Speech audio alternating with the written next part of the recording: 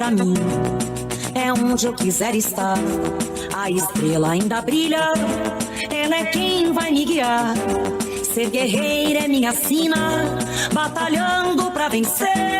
Tenho voz pra ser ouvida, tenho sonhos pra viver. Não vão mais conseguir me anular, me calar. Ninguém vai me impedir de cantar e lutar. Seja em casa, no campo, na rua ou na praça, chega de mordaça, agora eu vou falar.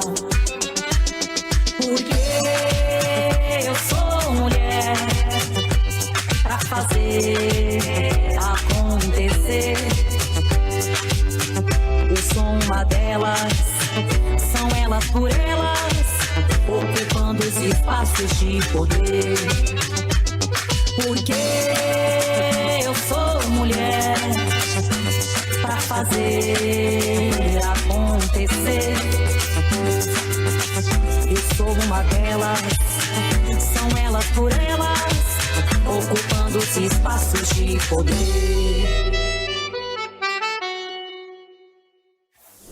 Começa agora o TV Elas por Elas. E na aula de hoje vamos falar sobre Marcha das Mulheres Negras, empreendedorismo e geração de renda, com Deise Natividade, psicóloga e consultora. Quero falar um pouquinho sobre essa minha trajetória, né, desse lugar. Eu começo trabalhando com meninos e meninas de rua, a partir do movimento de meninos e meninas de rua. E aí, depois disso, começo trabalhando com mulheres e percebo a importância do desenvolvimento econômico. Agora, nós estamos exatamente no momento da Marcha das Mulheres, a segunda Marcha das Mulheres, e que ela pauta a autonomia econômica como um dos estados de bem viver, né, para essa luta antirracista que a gente vem vivendo no país desde sempre, eu diria desde 14 de março de 1888. Agora com maior intensidade, mas isso já era um processo, né? Então, hoje, quando eu olho para essa questão do empreendedorismo, eu entendo que o empreendedorismo ele tem vieses diferentes daquela proposta, pelo menos o que a gente vem pautando, da proposta neoliberal. A gente pensa o empreendedorismo de uma forma coletiva. Um empreendedorismo que contemple as famílias, as pessoas, e eu não estou falando de economia solidária. Eu estou falando de empreender mesmo, de ter negócio, mas ter um negócio que valorize o viver, que valorize a autonomia, que valorize principalmente os fazeres das mulheres negras brasileiras, no sentido de valorizar, assim também, a sua autoestima e o pertencimento no país no qual ela está inserida. Então, quando a gente pensa em empreender, a gente está falando de uma relação de bem viver. E ao falar do bem viver, eu estou falando de alguém que tenha uma condição socioemocional em equilíbrio. E esse equilíbrio ele se dá a partir da valorização dessa autoestima, mas principalmente do pertencimento que a pessoa vai ter, e no caso a mulher, vai ter, considerando o ambiente que ela se encontra, mas também os seus pares, a sociedade como um todo, e não só a sociedade, as instâncias governamentais, as instâncias empresariais, o terceiro setor, enfim, todo o ambiente no qual ela está inserida. E aí, sim, eu fui uma das primeiras pessoas a pensar, né, a conectar a política pública através de um artigo falando sobre empreendedorismo feminino sob análise no Brasil. Então, em 2007, eu escrevi esse artigo, em 2009, eu tive a oportunidade de publicá-lo. E nessa publicação, eu abordava como é que era esse contexto da nossa participação enquanto mulheres nesse ambiente empreendedor no Brasil. Primeiro, não havia muito um recorte de gênero e raça. Isso começa a acontecer pouco agora, já na viradinha do século XXI, começa a olhar para esse lugar, quem são essas mulheres, quem são esses homens que empreendem. E aí o Sebrae, ao fazer essa pesquisa, identifica que um número superior a 50% são pessoas negras.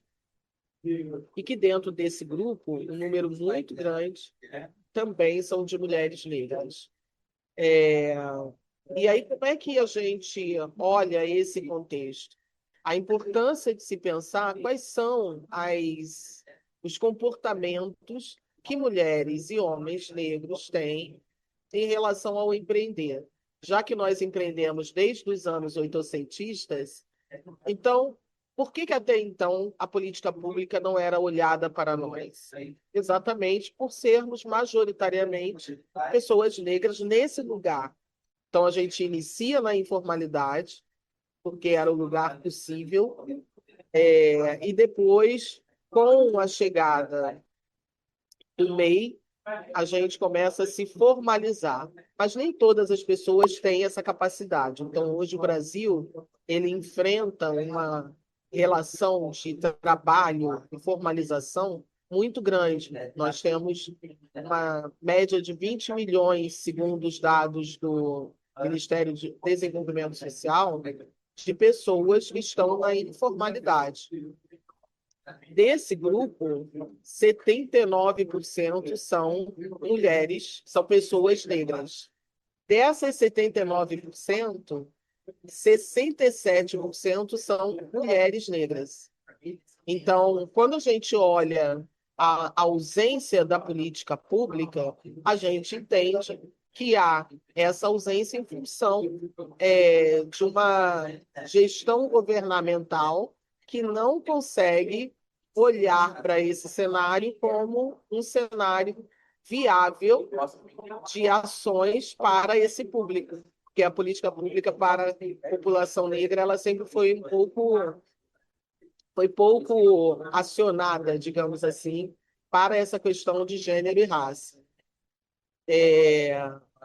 Mas esse lugar, né, que nós estamos hoje, nós percebemos que há, na atual gestão governamental, uma intencionalidade, que a gente sempre pensou da necessidade de interseccionar a política pública, que aí você vai ter mulheres de todos os estilos e tipos e condições sociais, né?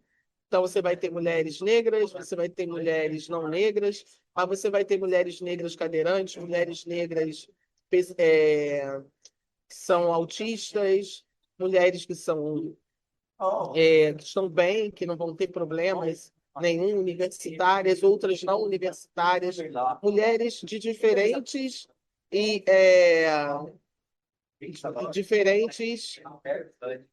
condições, né?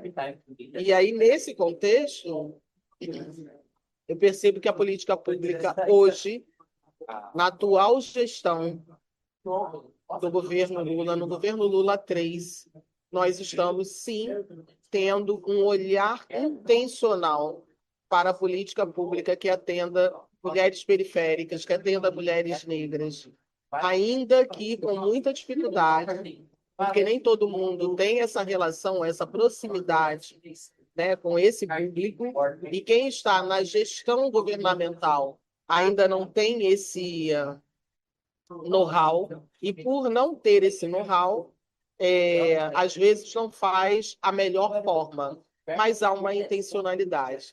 E essa intencionalidade fortalece e tem fortalecido instituições, por exemplo, como a REAP, como o CRIA, que é a instituição na qual eu estou inserida, e que a gente trabalha com pessoas negras em particular, nesse contexto do empreender. Só que fere muito mais quando a gente não tem acesso à política pública nessa condição de pessoa que empreende. Então, não ter o dado de raça fere muito mais a gente do que você disponibilizar esse dado para qualquer banco. A ferida ela já está exposta, porque nós nunca tivemos uma possibilidade de acessar crédito e microcrédito. Então, essa ferida sempre esteve exposta. Só que agora ela está num nível de exposição muito maior, porque nós passamos por um período pandêmico. E isso criou uma dificuldade muito maior das pessoas se manterem nos seus negócios, desenvolverem suas relações de trabalho com o empreender. Ainda que estejamos agora em 2025, estejamos saindo desse contexto, mas não são todos, porque o empreendedor negro, a empreendedora negra, sempre teve dificuldades por estar exatamente na base da pirâmide. Agora que nós estamos processando melhor essa condição de nos fortalecermos enquanto empreendedoras, mas nós precisamos de política pública, nós precisamos de espaços físicos, nós precisamos de compras públicas. As compras públicas, por exemplo, ela não pode ser exatamente ou somente a que o Contrata Mais Brasil está ofertando agora, que é para a área de serviços. Essa área de serviços, ela atende muito mais o grupo masculino do que o feminino. E eu não vou dizer aqui que não tem mulheres que façam a parte de elétrica, que façam a parte de serviços de pedreira. Tem. Mas se a gente olhar a proporcionalidade, é um número muito menor. Então, a gente precisa de iniciativas dentro do Contrata Mais Brasil que contemplem, por exemplo, mulheres na área da costura. Nós temos exemplos exitosos de mulheres que saíram de valores inferior a um salário mínimo e hoje estão ganhando o equivalente a 4 salários mínimos a partir da compra pública de uniformes. Então, apoiar iniciativas como costureiras e outras que estão dentro desse contexto que pode atender, né, na agricultura familiar ou na agricultura urbana, com a parte das merendas, que possam atender as mulheres que estão ali nos seus afazeres e fazeres, e isso vai contribuir de uma forma muito significativa, e não contribui apenas para a mulher. Contribui para a mulher, mas contribui para o país. Porque as pessoas não só se veem como parte desse lugar, nesse contexto do pertencimento e da autoestima, mas elas vão poder também estar na relação de cuidado. Porque quem cuida somos nós mulheres. Majoritariamente as mulheres negras, porque não tem quem deixe, com quem deixe as pessoas que elas precisam cuidar. Mas o que é muito importante é que a gente vai ter a oportunidade de ter o nosso trabalho valorizado e remunerado dentro de um padrão econômico que não nos coloque para baixo economicamente. Então, hoje, a política pública ela precisa olhar para esse contexto feminino dentro desse segmento do Contrata Mais Brasil de uma forma mais equânime, de um lugar onde a gente consiga ter mais possibilidade de alçar novos voos. E a gente tem exemplos aqui em São Paulo, com um grupo de mulheres artesianas, no qual nós trabalhamos juntas nesse processo de construção, de melhoria de qualidade do produto que elas desenvolviam, até que elas chegassem nesse estágio de venda de uniformes, e agora a própria comunidade valoriza o trabalho delas. Então, você vê, o trabalho que elas faziam passou a ser do interesse social da própria comunidade local. E isso fortalece muito. E a gente pode fazer isso no Brasil inteiro. A gente tem também a possibilidade de realizar isso através de coletivos, associações, cooperativas. Esse é o lugar do empreender no Brasil. O Brasil é um país coletivista. A nossa comunidade, a comunidade negra, a comunidade indígena, e da qual somos maioria, nós somos coletivistas. Então, se a gente está hoje numa relação de microempreendedor individual e trabalhando numa outra relação de existência coletiva, há uma dissonância nesse contexto. E que dissonância é essa? A dissonância é que a nossa política ela pensa no individual e nós somos coletivos. Então, talvez a gente pudesse implementar, não deixar de existir o MEI, mas a gente pudesse implementar um microempreendedor familiar, MEF. Por que o MEF? Porque ele vai pensar na família. E as pessoas que empreendem, elas não empreendem sozinhas. É sempre uma pessoa da família que está sempre ajudando a outra. Então, essa relação familiar de ajudar as pessoas, ela é extremamente importante para esse lugar de pertencimento, de autoestima, de crescimento, de valorização do empreender, mas o empreender, que eu sempre chamo, o empreender do quilombo, ou o empreender da aldeia, porque é nesse lugar que nós nos encontramos. Nós empreendemos, geralmente coletivamente. E ao empreender coletivo, você não fica com uma sobrecarga de atividades, considerando a sua vida, a sua saúde, o seu contexto, né? Então, ele valoriza o ser humano e valoriza a própria sociedade, porque vai ter menos doença, menos burnout, vai ter menos problemas psíquicos com a saúde mental, vai ter mais condições de bem viver. Então, isso traz para um país um olhar diferenciado. Você pode desenvolver uma política pública que seja diferente daquilo que o próprio neoliberalismo traz. Então, é empreender de uma forma coletiva, onde você valoriza as pessoas, não o individual.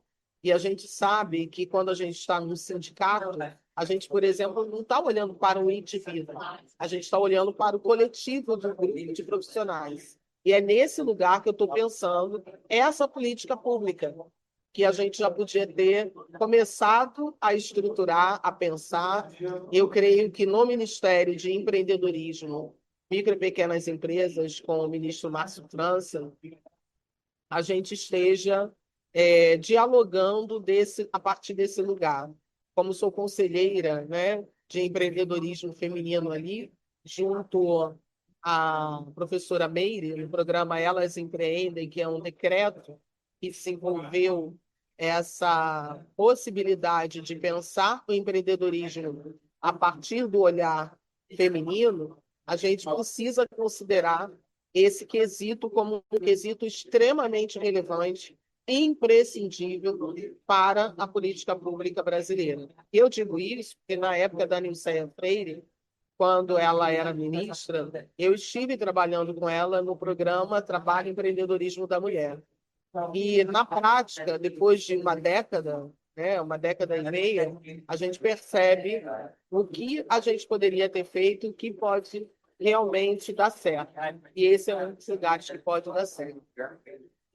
Como CEO do Cores da Floresta, eu realmente olho para a cultura afro-indígena, dito dentro dos espaços de candomblé desde sempre, dentro dos terreiros, dentro dos quilombos, mas a gente olha para a ancestralidade, a gente olha para essa sustentabilidade, para a economia de uma maneira que não desfavoreça a nossa relação com o viver e o viver bem, a partir de manutenção da floresta em pé, da natureza, desse convívio onde o clima, as questões climáticas devem ser levadas em consideração. Então, empreender não é apenas você desenvolver um negócio sem pensar no ambiente em que você está envolvida. Então, o negócio que eu desenvolvo no Cores, ele tem uma vocação de preocupação com as águas. E aí foi por isso que a gente começou a trabalhar com tingimento natural. Porque lá no início dessa entrevista, eu comentava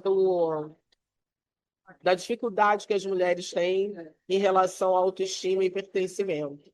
E aí, na prática, eu vi isso com as mulheres Axoninca. As mulheres Axoninca tinham deixado de trabalhar com a questão do empreendedorismo, no sentido de manutenção, né, ali do material delas de tingimento natural, e passaram a usar a química.